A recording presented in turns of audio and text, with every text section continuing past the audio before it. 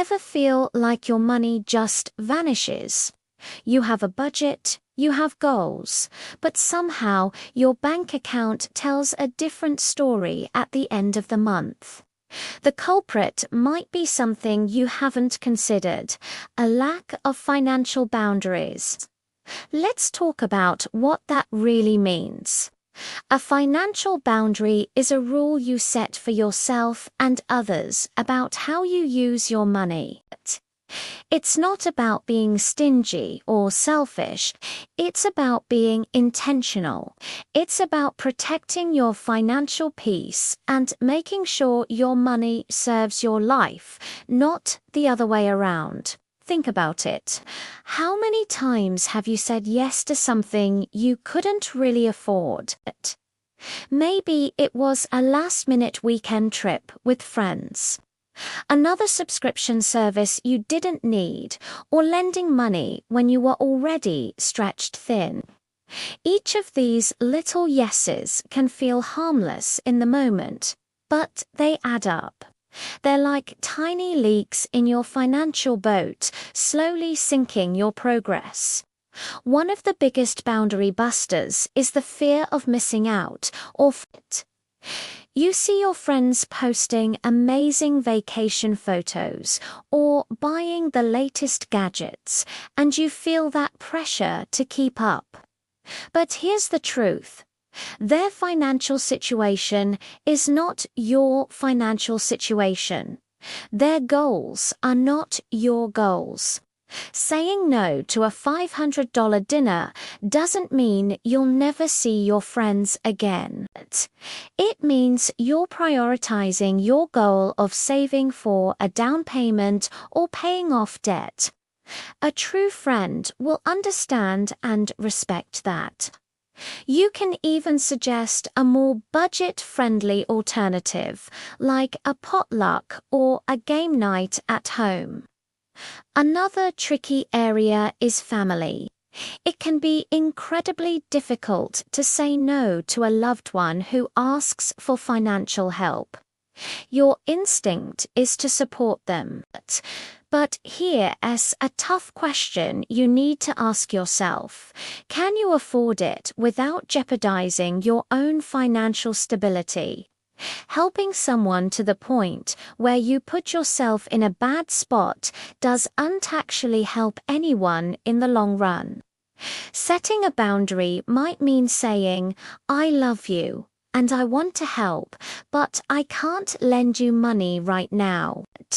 However, I can help you look for resources or create a budget." It's about offering support in a way that doesn't compromise your own financial health. And what about the boundaries we need to set with ourselves? This is often the hardest part. The late-night online shopping sprees, the treat-yourself moments that happen a little too often, the impulse buys at the checkout counter.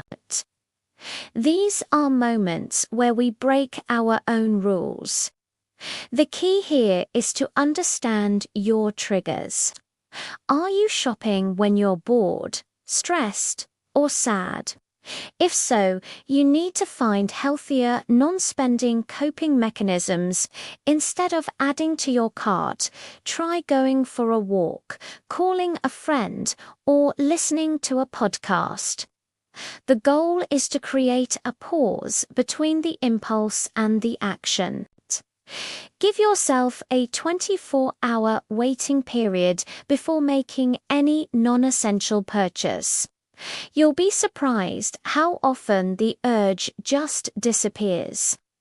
So, how do you start building these financial boundaries? First, get crystal clear on your goals.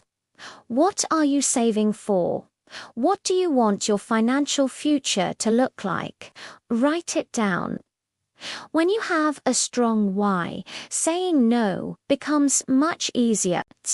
Your no to a small, immediate want is actually a yes to a bigger, more important future goal.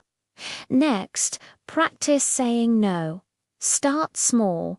Say no to an extended warranty you don't need. Say no to upsizing your coffee. It's like a muscle.